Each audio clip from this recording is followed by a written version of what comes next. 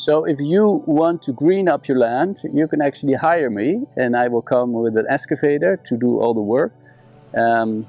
Yeah, normally it's handy to come during the springtime when the soil is not too hard, but also not too wet. So there's just really like a specific moment that's good for dam building. You can do it also in the summer, but then you have to add some water. So you also have to need some water. What will I do then? Well, first of all, it's really important that you already know a little bit your land. You know, where does the water flow? What happens when it really rains? Where can you hold it? Where is a good spot where with the least amount of earth you move, you create the biggest water body? That's where you're looking for. But also we have to look at your soil composition.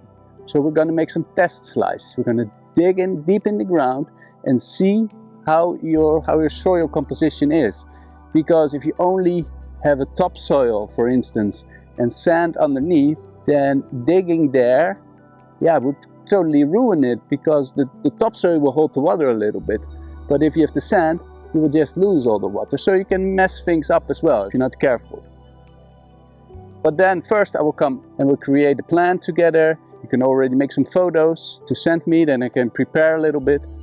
So building a dam is one thing, but if you think that the catchment area where the rainwater falls and flows towards this water body is not big enough, you can also extend it.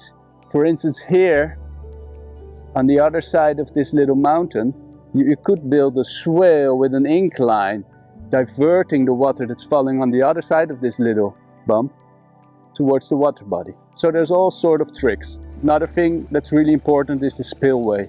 So you always have to be really careful and prepare for this massive rain.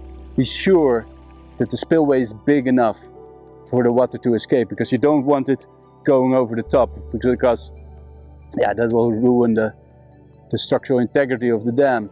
To do it in a proper way, you put the earth in place, you check if the earth has enough clay in it, and if there's not enough clay, yeah, you can also order some clay and get a truckload of clay to build your dam. But here in Portugal, normally there's a lot of clay in the ground, so that's not a problem. And then you do it layer by layer, and every layer you have to compact if you want to do it properly. You can do it with a little excavator as well, but the best is to use a compactor and drive back and forth, compacting the earth and making sure that the water has no way through.